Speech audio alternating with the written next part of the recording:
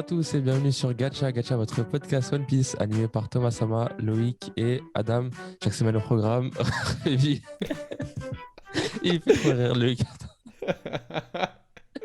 Chaque semaine au programme, revue, news, théorie et discussion autour du chef-d'œuvre d'Oda. J'ai nommé bien évidemment One Piece.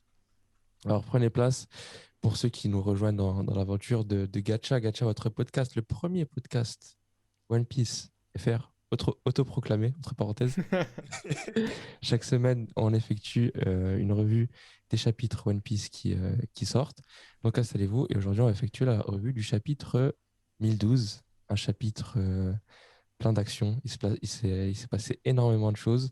Un chapitre que j'ai trouvé vraiment drôle et un chapitre qui a mis à l'honneur la chatte voleuse Nami et qui du coup mérite sa place au classement. On rappelle que cette semaine est sorti le classement, le premier classement international global général des personnages One Piece. Et on a Nami qui se retrouve à la deuxième place Troisième. mondiale. Et il me semble... Ah, troisième, ouais. Après Luffy et Zoro. Et il me semble, hein, si je dis pas de bêtises, qu'elle était à la première place du classement Europe. Ah bon? Ah, je savais Ouais. pas. Ah, c'est lourd. Autre chose aussi, une autre personne qu'on a à l'honneur à ce chapitre, Yamato, qui est un personnage assez récent et qui s'est haussé à la 11e place. Et Incroyable. aussi, ce qui a surpris pas mal de gens, moi y compris, étant le premier membre du hate club de Carotte, Mais non, parle pas de ça. Parle pas de ça. Parle pas de ça. T'as pas le droit. elle est combien? 8e? 9e? Mais Neuvième? elle a pas sa place. Pourquoi elle est Elle là? est dans le top 10. Moi, ça me dérange pas. Pourquoi pas? Moi, ça me dérange. Il y a une personne qui s'appelle Oden Kuzuki et tout le monde mis carotte. J'avoue, ça c'est chaud. Ça c'est Il y a une chaud. personne qui Mais s'appelle la Chopper. forme sous longue, moi, j'ai toujours pas digéré la forme sous longue. Donc à un moment donné, voilà. Moi, ce que j'ai toujours pas digéré, c'est la gifle qu'elle s'est prise. C'est t'inquiète, Et elle va se faire libération. venger. Elle va se faire venger là. Faut C'est Et bon. tu sais, manger le c'est quoi fer. le pire? C'est que, comment elle s'appelle? Otama, elle est même pas dans le top 50. Genre, Ah. t'es presque dans le top 50, elle est genre 54e, un truc comme ça. Et donc, le deal, c'était qu'en gros, à l'issue du classement mondial, Oda allait faire une illustration avec les 50 Hmm. premiers du classement. D'accord. Malheureusement, on n'aura pas Otama, mais on aura Carotte, je sais pas. Peut-être qu'il y a des fans de. Tu sais, là, les furies, les gens bizarres qui aiment les créatures à fourrure. Peut-être qu'ils ont voté en masse pour Carotte, mais Franchement, à ce je sais que. pas. Non. En vrai, moi aussi, j'aime trop les persos animaux un peu, genre, tu vois. Donc, s'il y a beaucoup de gens comme moi qui kiffent ce genre de mood, tu vois, Ouais, mais tu ça sais, m'étonne pas tant. t'as personnage animaux, genre bêtes féroces, tout ça, stylé, comme à peu près tous les mix, et en tout cas les soldats. Et t'as les personnages animaux style mignon, style Bah justement, Chopper, les kawaii. Peluche, Et tout les ça. kawaii, c'est encore plus prisé, je trouve. Les poupées de Chopper, combien il en existe? Après, Ouais, je C'est un délire. pense aussi que c'est à cause de la parité des vœux, des votes. C'est-à-dire, je crois que quand les votes par lettre valaient plus que les votes en ligne en termes de points. Et en Océanie, les femmes de One Piece, elles ont fait le top 10 que des femmes, je crois. ah, c'est Ah, vrai qu'il y a énormément de fans One Piece en Indonésie et Malaisie. ouais, c'est Genre, ça. souvent, je fais des tweets et genre, c'est cité par des Indonésiens, des Malaisiens, et c'est retweeté en balle. Mais même quand tu vas sur Insta, t'as là les publications One Piece Ouais, bien sûr, ouais. Il y en a un que je suis là qui est pareil. d'Indonésie. Donc, ouais, je sais pas, peut-être les jeunes filles qui ont voté en masse. Mais bon, moi, j'aurais préféré voir Perospero plus haut, perso. MC Ah non, c'est bon, Perospero. moi j'en veux pas celui-là. Il est combien lui? Je sais même pas. Je sais même pas. Ouais. Faudrait que je vérifie. Bon, bref. Chapitre, l'action commence avec les fours rouges. Donc, je pense un peu comme on l'avait prédit un peu, ou en tout cas, on l'avait prévu. Chaque fourreau rouge va se séparer en groupe de deux ou de un et vont rejoindre l'action, vont avoir droit à leur combat. C'est Donc, ça. apparemment, Okiku n'a pas digéré son premier échec, en tout cas, le fait de ne pas avoir réussi à tuer Kanjuro. Et Mhm. donc, elle a l'air décidée à se le faire. Et elle a un plan. Et enfin, elle a un plan, elle en a parlé avec Iso, si j'ai bien compris. Et je sais pas trop ce que c'est. Ça a l'air assez mystérieux. Et autre chose qu'on voit, Nekomamushi, ouais. qui apprend la mort de Pedro, parce que c'est vrai qu'il n'était pas au courant, Ouais. et qui décide d'aller se venger auprès de Perospero. Et je kiffe ce match-up. Enfin, j'espère que ce sera un match-up. J'espère qu'ils vont bien s'affronter. Et pourquoi j'espère? Parce que je trouve que. Je sais pas, enfin, vous avez fait gaffe que je pense que l'arc de Big Mom, Walk Alone, c'était une grosse référence à l'Alice au Pays des Merveilles. Ouais. Et dans l'Alice au Pays des Merveilles, il y a le chat. Ouais, Et Perospero, ce serait le chapelier fou. Et genre, on aurait le chat de chez Shire, là, chez Shire, là, contre le chapelier fou. Et enfin, je trouve ça stylé que, voilà, que t'as un peu du scénario d'Alice au Pays des Merveilles qui n'est pas encore fini, de Big Mom qui revient un peu ici, avec cet affrontement qui est logique, du coup, je trouve. ouais, surtout qu'en fait, on s'y attendait pas du tout, hein. Ouais, On, franchement, pas on du tout. connaissait le lien Non, entre Nekomamushi et Pedro. Et tu sais, on commençait à dire Pedro, est-ce qu'il va rejoindre Marco? Est-ce que c'est Sanji qui va se le faire? Ainsi de suite. Bon, je pense que malgré ça, euh, euh, Perospero, il va essayer d'interrompre Marco. Puisqu'on nous l'a montré après qu'il ait mis une grosse gifle à Carotte, que, Mhm. qu'il avait, qu'il avait pour ambition d'aller déranger Marco. Donc je pense que là, tout le monde va diverger vers la salle des banquets. Et c'est enfin, la salle des fêtes, je sais pas comment est-ce qu'ils l'appellent. Converger, ouais, ouais, ouais. Ouais, converger, pardon, merci. Et c'est comme ça enfin, c'est là-bas qu'on va avoir une agrégation de personnes. Aussi, une chose qui me titille à chaque fois, et que j'ai envie de souligner, Pedro, Perospero, il a pas tué Pedro. Oui, Tu c'est sais, vrai. le petit singe, il arrive, il dit, ouais, c'est Perospero, il a tué Pedro, ainsi de suite. Non, c'est Perospero, explosé. on est venu chez lui, on a manqué de respect à sa mère, on a foutu la merde, et il y a un kamikaze qui se fait exploser sur lui. Et lui, il a juste survécu. C'est Et ça. ça fait je sais pas combien de chapitres. Ouais, Perospero, il a tué Pedro. Mais non, Mais, c'est Pedro qui a fait un tentative de suicide, tu vois. mais même lui, il le dit, C'est hein. vrai, Il c'est le vrai. dit à Carotte. Pourquoi vous dites que c'est moi qui l'ai assassiné? C'est lui qui s'est fait exploser. Vous croyez qu'on est dans le monde des bisounours, on est des pirates, les gars. Exactement, Team Perospero. Bref, Oh, arrêtez! Les gens, ils sont mauvais ici. je Non, mais voulais, je ouais, voulais le c'est vrai préciser. que c'est vrai que c'est vrai. Ensuite, on a. À part, tu veux dire quelque chose, Loïc? Ouais, je voulais juste te dire que je trouvais mignon, touchant, un peu triste la conversation entre Iso et son Les frères. fils. Quand il demande est-ce que t'as pas mal au bras? Bah, il lui répond non, ça va, je suis un samouraï, c'est qu'une démangeaison. Comme la dernière fois, quand t'es parti sans rien dire, ça m'a démangé le cœur. Petit pincement en mode. Le petit pic. Exactement. Mais C'est ça qu'il a dit, un petit pic, mais. surtout que en vrai, Okiku, elle a pas vécu longtemps sans son frère parce qu'elle a pas eu les 20 ans en plus que Iso lui a eu. Ah, c'est vrai. Elle a pas eu les 20 ans, mais elle a quand même pas mal d'années, hein. Ouais, ouais, c'est vrai. C'est vrai qu'ils sont petits encore quand Iso. Mais attends, mais dis-moi, Kiku, c'est un garçon, non? Ah, les deux, c'est des garçons, ouais. Voilà, parce que tu dis elle, c'est pour ça que Ah oui, ouais. ça m'embrouille. Genre, tu dis elle et son frère, et genre en mode comme si. Encore Iso, tu vois, j'arrive à capter que c'est un gars. Mais elle est Okiku, très un peu. c'est vraiment plus dur. C'est ça, Du ouais. coup, Surtout qu'en gros, on te l'explique après. Et Mm, que quand il est introduit, je, tu devines pas, tu vois, que c'est un gars. c'est vrai, c'est vrai. après, Kiku dit elle-même qu'elle a un cœur de femme. Du coup, Oui, mais c'est ça, c'est Voilà. clairement femme, quoi. un On parle de travesti. son cœur alors, plutôt que de lui. Bref, si je dis le samouraï, ça passe mieux, je pense. Voilà, En le parlant de samouraï avec un bras en samouraï, moins. la transition est toute trouvée. J'ai lancé un peu en retard. On a Momo, Kinemon qui se dirige vers Momonosuke. Et donc, on coupe sur Yamato qui est encore dans un faux plafond quelque part avec Momonosuke. Momonosuke qui est en train de level up son Haki des rois, ou en tout cas sa capacité à entendre la voix de toute chose. À savoir après si c'est la même chose, le Haki et la voix de toute chose. Moi, je pense pas que ce soit la même chose. Je pense qu'il y a peut-être un peu de lien, mais surtout le côté unique, la voix de toute chose. Et ouais, je pense que son acquis de l'observation, il est très bon. Je dirais peut-être qu'il est peut-être même meilleur que celui de Sanji, hein, avec ce qu'on voit là en ce moment. Parce que Sanji, quand il parle, quand on le voit plus tard, on n'a pas l'impression qu'il savait qu'il était sur le toit. Ouais, il prend des Alors nouvelles que, de Luffy.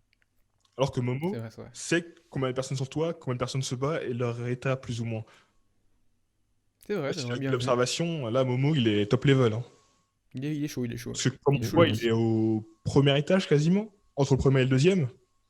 Et le Mais toit, je il est crois à même entre côté. le rez-de-chaussée et le premier. Comment? Je crois même entre le rez-de-chaussée et le premier. Ah, voilà, du coup, il est vraiment bas et il sent le Luffy qui est au toit, quoi. Donc vraiment, son clé d'observation, il est bien puissant. Il capte bien. Exactement. En Ouais, tout cas, moi, ça on me a. dérange pas. Avec un père comme Oden, il fallait qu'il ait au moins ça. Non, Non, franchement, ouais. Franchement, ouais. c'est ça. Et puis aussi, on sait qu'il est lié à ça, avec son pouvoir de parler, d'entendre Zunisha. Mhm. En tout cas, il se passe deux choses. La première, c'est que, comme tu l'as dit, Loïc, il renseigne Yamato en lui disant qu'il y a un contrat sur le toit. Et ça intéresse grandement Yamato. Et la deuxième chose, c'est qu'il se retrouve seul avec le carnet d'Oden, et qui est le Mhm. carnet de spoiler. Du coup, Ouais. qu'est-ce que ça annonce pour vous, selon vous, pour la suite?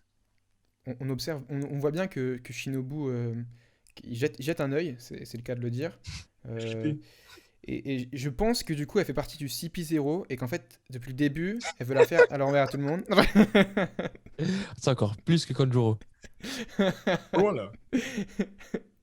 Non, mais franchement, son ziotage, il est incroyable. Je sais même pas pourquoi elle fait ça. Elle pouvait regarder tranquille, mais je sais pas.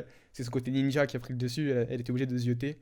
Et, euh, et du coup, ouais, bah, je pense pas qu'il va être spoil de grand chose. Comme on disait, je pense que vous m'avez convaincu. Je pense pas qu'il y ait énormément d'informations. Sinon, si le One Piece il est écrit dedans, fin quoi. Tu vois. Tu sais que je viens juste de capter le ziotage là de. J'étais tellement Sérieux. été furtive, je l'avais pas vu à la première lecture, là je suis en train de le regarder et je la vois. Elle fait grave flipper. Mais en tout cas, il y a quelque chose dans ce carnet qui va permettre peut-être à Momonosuke de level up. Chaque fois on dit que c'est Momonosuke qui va réussir à ralentir la chute de l'île et qui va faire quelque chose. Là on est en train de voir que son sens de l'observation il est de plus en plus accru. Est-ce qu'il va trouver dans ce livre quelque chose qui va lui permettre de grandir, de level up, de Bah, je pense que l'histoire des aventures de son père, ça va le motiver, tu sais, le galvaniser? exactement, le galvaniser, de faire en sorte qu'il va avoir le courage de se dire, hé, mon père c'était quelqu'un, il a fait Hmm. ça malgré peut-être qu'il avait des doutes ou pas, je peux faire la même.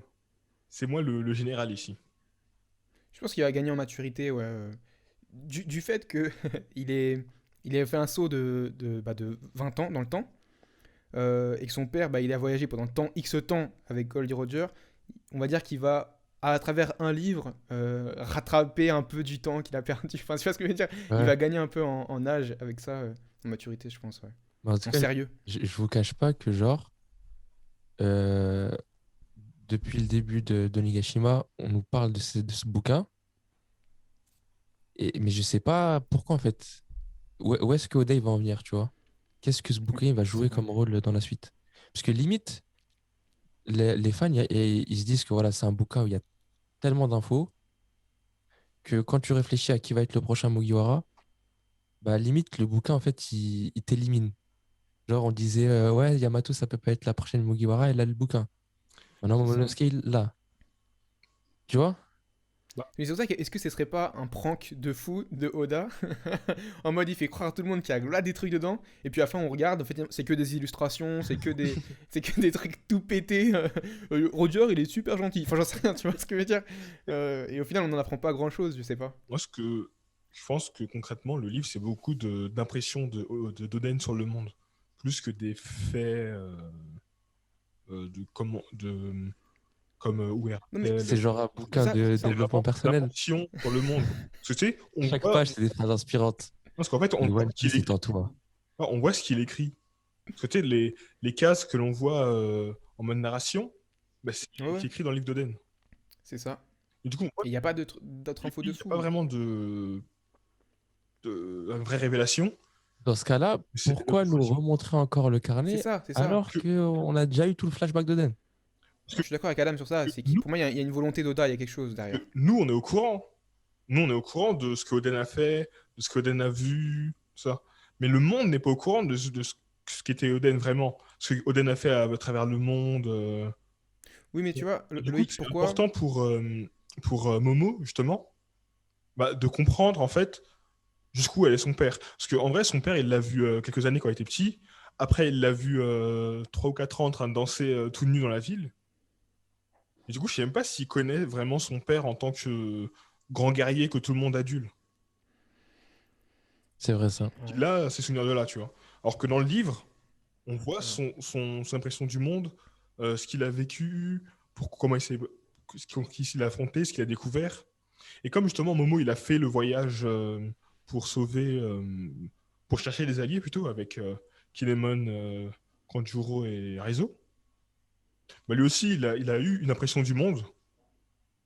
Et je pense que ça va permettre justement de compléter sa maturité, pour son âge même, mais ça va compléter sa maturité, pour qu'il ait justement son rôle en en fin d'arc. Parce que tu veux pas lui faire un développement il y a 5 minutes, t'es en mode non, je suis nul, les gens ils peuvent pas avoir confiance en moi, il se transforme en dragon, il pète un câble. Mm. Et 1 heure après, il fait des trucs héroïques que j'ai jamais eu de ta vie, sans raison. Genre comme quand Simba il a regardé le ciel et il a vu Mufasa qui lui disait souviens-toi qui tu es. Et après, il est parti défoncer Scar. Là, c'est Exactement. pareil. Je pense que le parallèle est super. Il n'y a pas mieux, il a pas mieux. C'est ça. Bref, en tout cas, les autres fourreaux rouges, Kawamatsu et Izo, se dirigent vers Zoro. Petite transition.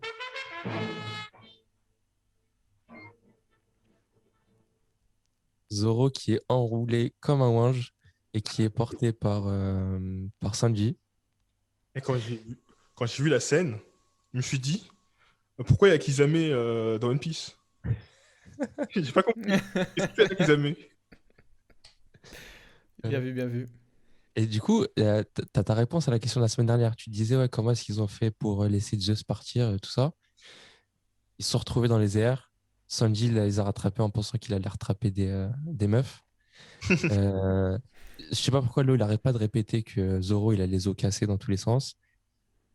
Lo est un médecin, mais il laisse Zoro en chien et il part je sais pas où. Vers Big Mom. Il part vers Big Mom pour se battre contre Big Mom. Ouais, mais je sais pas, elle fait un petit truc, un petit. Bah, il lui a dit quoi faire. Il a dit Il quoi lui a faire? dit tous les trucs qu'il fallait faire pour qu'il puisse se solidifier ses Ça, os. ça va soigner. Tu fais ça pour Ouais. le mettre bien. En fait, je pense qu'il répète le fait que Zoro est en PLS pour, euh, pour le combat que Zoro va faire à la fin. Parce que là, la réaction de Zoro, on le voit, il a confiance en Sanji à un tel point qu'il dort dans ses bras. On sait que En Zoro fait, dort. après, il Beau. dort dans n'importe quelle position, Zoro. Oui, Zoro dort Oui, mais partout. c'est beau quand même. Vous savez, Zoro dort partout, mais pas vraiment partout. Parce que si on fait attention, là on est en guerre, et Zoro, il s'endort pas n'importe comment. Euh, il s'endort pas n'importe comment dans le sens où il baisse pas sa garde comme ça. Alors que là, là Ouais, on c'est voit ça. qu'il est en limite en paix, entre guillemets. Parce qu'il a Mais là, clairement, en- il a confiance en son pote. c'est ce qu'Oda a voulu montrer, je pense, que cette complicité entre Zoro et Sanji dans ce chapitre, mais elle est incroyable. Moi, j'ai kiffé de fou, en fait, quand t'as Sanji qui l'engueule, mais en même temps qui prend soin de lui, finalement, tu vois. Et à l'inversement, après qu'ils ont une conversation super sérieuse en parlant de leur capitaine et que Zoro, il lui dit, ouais, t'inquiète.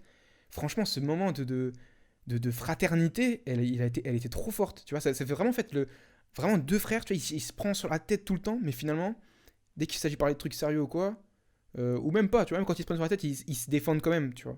Et enfin, vrai, je trouvais Ouais. ça, moi, super. Ça faisait Merci, longtemps qu'on Oda. n'avait pas eu cette dynamique entre les deux.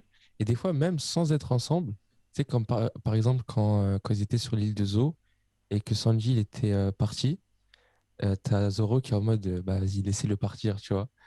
Et j'aime trop comment, genre, ils sont durs l'un envers l'autre. Et ils ont Ouais. vraiment une bonne dynamique, les deux.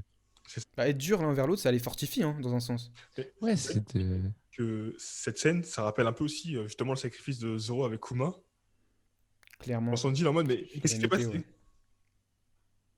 Là, Ça n'a rien passé. il s'est rien passé, mais là, il a dit, ouais, je me suis battu contre Big Mom et Kaido. C'est comme s'il avait dit, ça s'est rien passé, quoi. Je me suis fait un petit combat au calme. Ouais. Et Sanji, il a répondu en mode, ah ouais, d'accord, ouais, ok, normal, quoi, tu vois. Ouais, C'était super cool, cette conversation, franchement, j'ai kiffé. Et justement, je pense que le fait qu'ils disent que Zoro est blessé, ils répètent que Zoro est blessé, c'est pour mettre en avant le fait que Zoro va avoir un combat à la fin de l'arc, que là il dort pour se reposer. Non, mais vous avez vu quand même que Zoro est incroyable parce que vous vous rappelez de Luffy qui fait le haki des rois en étant dans les vapes. Là, t'as Zoro qui fait le haki de l'observation en train de dormir. Quand il dit à tout le monde, ouais, faut se rendre sur la scène, je sais pas quoi, et juste après il se rendort. Je sais pas si vous avez cramé cette scène. Ah, Non, tu il dort. penses que Et c'est Sanji lui une, dit, ouais, tu me dis d'aller là-bas et tu dors en même temps. Tu vois ce que je veux dire? Tu penses que c'est de l'acquis de l'observation ou juste il est au courant parce qu'il était dernièrement justement sur cette scène lui-même? Parce que Ah, je sais pas. je pense que c'est parce qu'il était sur la scène, ils savent. Mais le fait qu'il le dise alors que Sanji met l'accent sur le fait qu'il dorme, tu vois, vraiment j'ai l'impression que dans la scène on dirait qu'il dort et qu'il parle en même temps. En fait, il dort, il se réveille, il rendort. C'est l'impression que j'ai moi quand je regarde la scène. Bah je sais pas si peut-être qu'il fait ça, mais en tout cas Sanji dit bien tu dors et tu me parles ou un truc comme ça. Oui. Hmm. Bah, tu sais Et quoi, c'est en ça tant qui que m'a fait. fanboy de Zoro, je vais dire que c'était son acquis de l'observation et qu'il est vraiment trop chaud. Et du coup, en fait, je pense Après, par rapport à ce que tu dis, Loïc, est-ce que justement le fait qu'on nous répète qu'il est dans le mal et qu'il est blessé, oui. moi je suis d'accord avec toi. Je pense que c'est justement pour le montrer qu'il va être poussé dans ses retranchements et que moi je suis d'avis de dire qu'il va se faire king et ainsi de suite. Mais plus c'est répété, plus tu te demandes est-ce que c'est pas Oda qui nous prépare psychologiquement pour nous dire que Zoro il est out Non, et qu'il va comme à Thriller Bark, il va revenir à la fin pour faire un truc de ouf. Tu sais que, par exemple, là, on voit Big Mom, on voit le CP0. On se dit peut-être qu'une fois que Kaido sera battu, le CP0 qui arrive et t'as Zoro qui est là, ou tu vois. Ou sinon, euh, Zoro qui se fait pas un adversaire de fou, genre il se fait Orochi. Parce que même avec les os brisés, je pense qu'il peut se faire Orochi.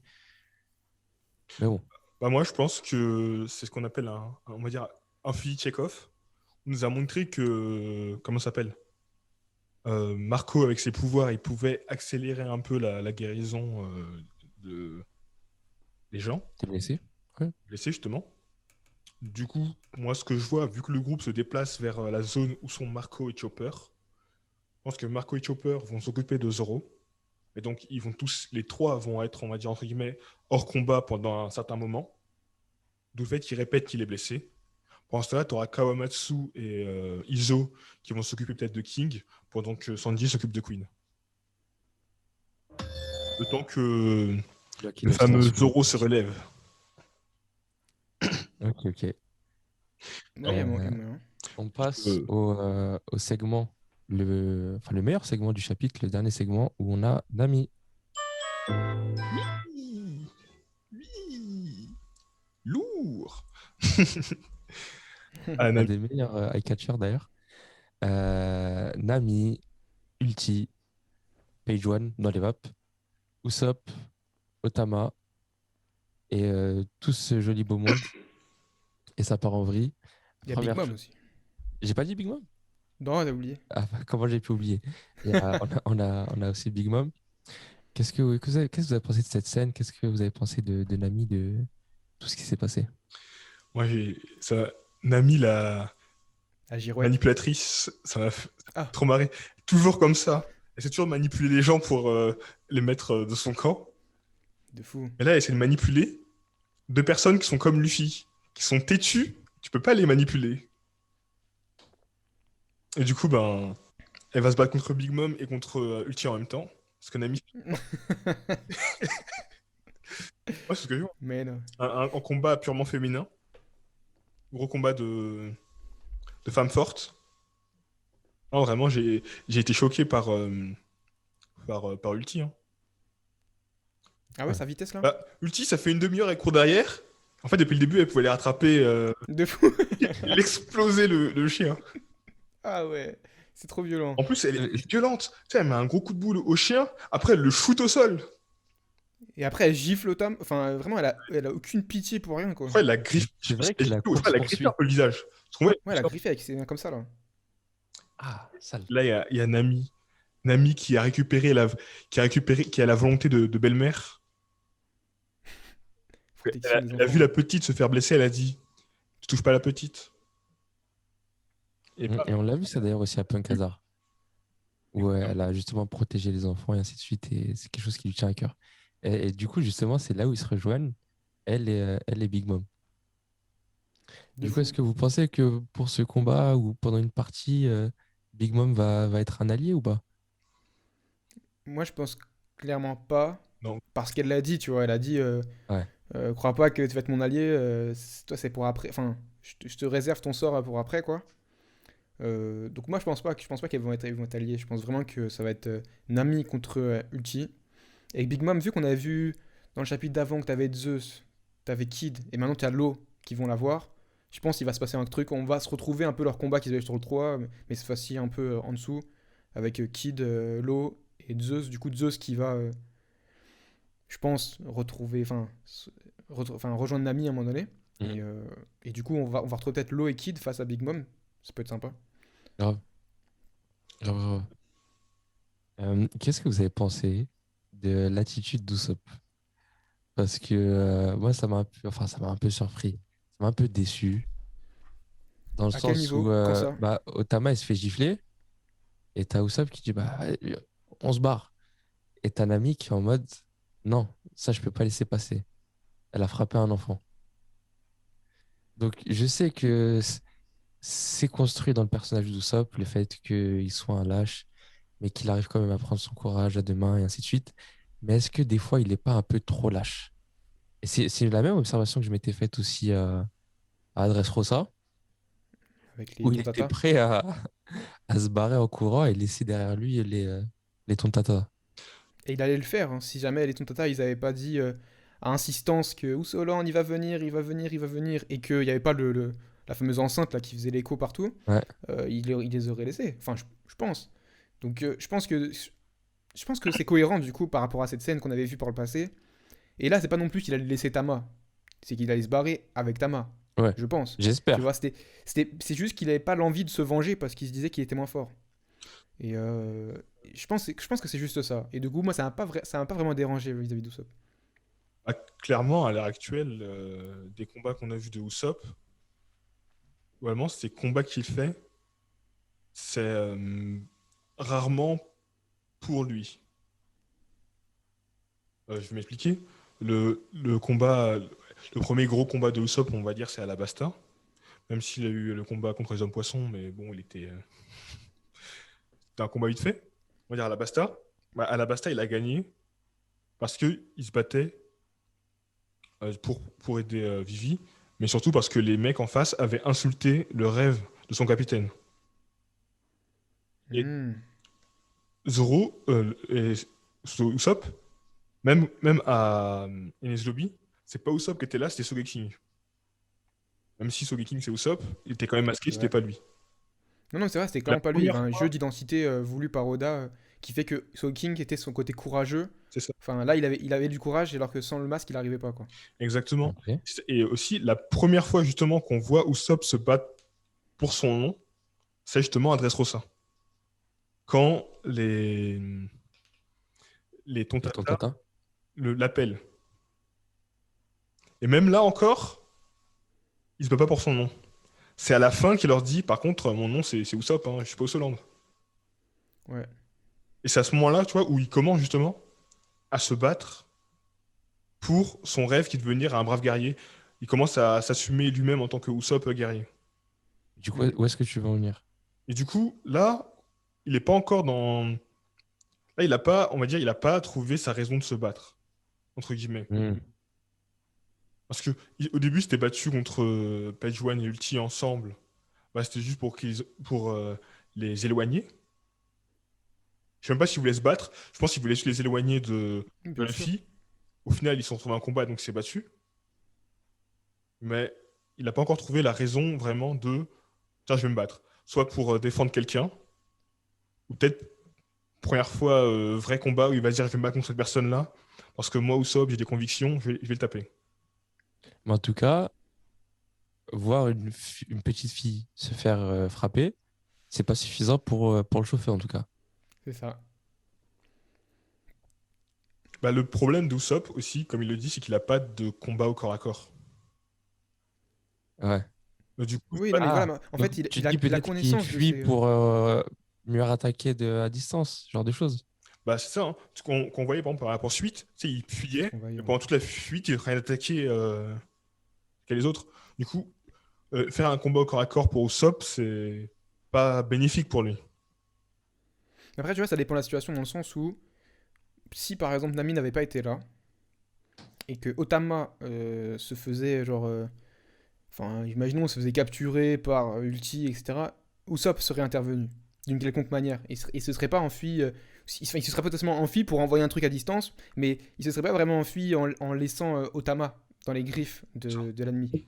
Donc, c'est juste que là, je pense qu'il a jugé meilleur de se barrer Aussi, et de fuir tout simplement en fait, comme il fait tout le temps. Il s'est dit tiens, on peut fuir, on peut gagner enfin, aussi, s'échapper quoi. au vu de la situation, Big Mom allait taper justement Ulti. Parce qu'on voit Big Mom qui fout de rage quand elle voit Ulti qui tape sa C'est main. vrai. Donc là, Big Mom allait taper Ulti. C'est vrai qu'en plus, raisonnablement, Peut-être t'aurais occasion quitté, pour tu aurais qu'il laissé parte. Big Mom faire le travail. C'est ça. Mm. Ça, c'est parfaite occasion pour qu'ils partent. D'où le qu'est-ce que tu fais? On doit y aller. Mais là, t'as le côté revanchard de Nami qui prend le dessus. Ah non, c'était kiffant de la voir briller. Et bah, donc, je pense que là, vraiment, on se dirige vers un contre un. On pensait que ça allait être un 2 contre 2. Elle allait se battre avec Usopp. Mais je pense qu'elle mérite son combat à elle toute seule. Et elle mérite de se faire ulti qui avait la tête un peu trop dure. En tout cas, un chapitre où ça allait dans tous les Bien sens. joué. Du grand Oda. Et beaucoup d'humour dans ce chapitre. Je pense qu'on va en profiter, comme dans chaque fin de chapitre, où là j'ai du mal, pour activer notre acquis de l'observation et essayer de deviner, ou en tout cas de théoriser sur la suite de l'œuvre. Je vous laisse la parole. J'aurais une petite théorie très théorisante. Ok. Tous les éléments qui se sont passés dans ce chapitre-là et dans les chapitres d'avant. Et comme on a commencé par faire une liste des prénoms des personnages des Mugiwara, peut-être que ça va reprendre. J'espère que ça va reprendre. Et chaque fois que les personnes ont été appelées, avec leur surnom, bah, c'est un truc qui était remis en avant dans le chapitre. Donc là, Nami, son surnom, c'est la chatte voleuse. Donc, je pense que le chapitre, le prochain, ensuite après, il va s'appeler Nami ou seulement la chatte voleuse. Et, C'était quoi le titre de ce chapitre cette semaine déjà? c'était impatience en Impatience. français. Patience. Patience, Impatience. impatience en français. Ok. Et je pense que du coup, Nami, elle va utiliser ses techniques ancestrales de De vol. météo? Ah, Non, ok. techniques ancestrales de vol pour voler un petit nuage tout mignon avec un petit chapeau tout mignon à Big Mom pour faire du mal aux gens, à Ulti en Ok. particulier. Ok. Et toi, Thomas?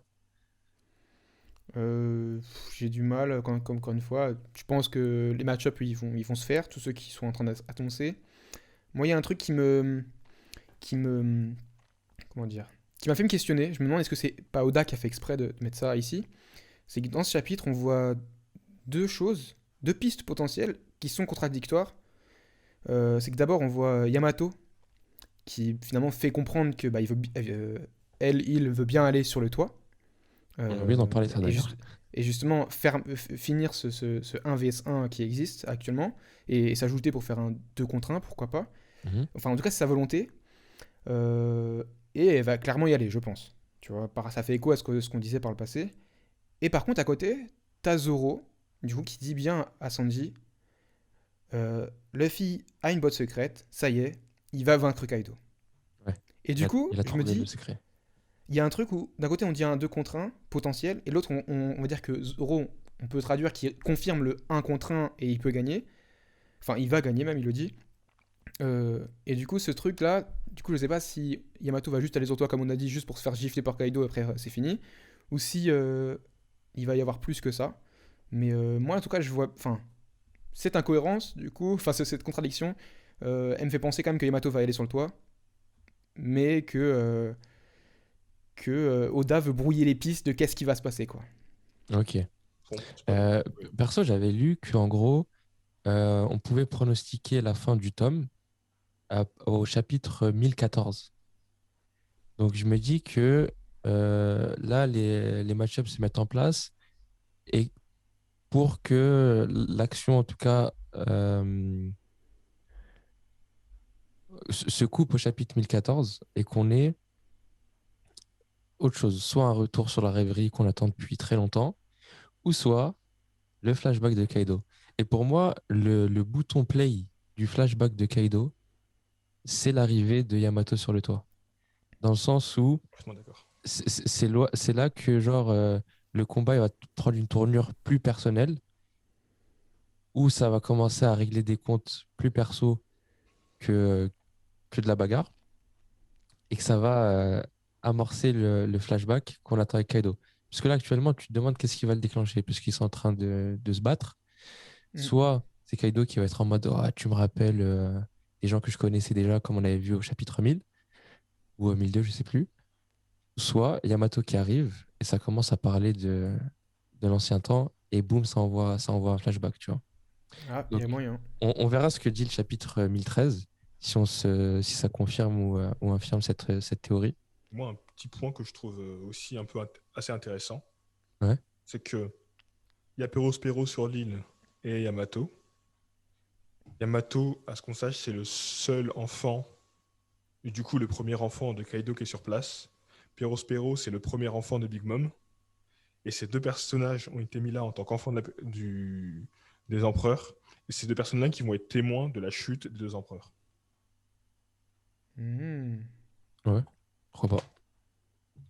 En tout cas, c'était un plaisir de réagir et de passer en revue, comme chaque semaine, le chapitre de One Piece.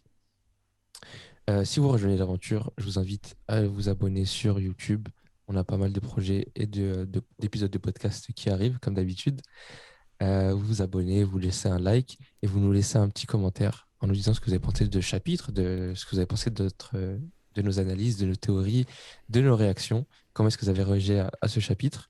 Pour ceux qui préfèrent l'audio que la vidéo, je vous invite à nous écouter sur Spotify, Deezer, Amazon Podcast. On y est depuis pas longtemps aussi. SoundCloud et j'en passe. Les liens sont dans la description. Et puis, en attendant, je vous dis à la semaine prochaine et à très bientôt pour un nouveau chapitre One Piece. Salut! C'était Adam, c'était Loïc, c'était Thomas, c'était Salut tout le Gacha. monde. Bonne Enjoy! transmission. I gotta go right away. I gotta go.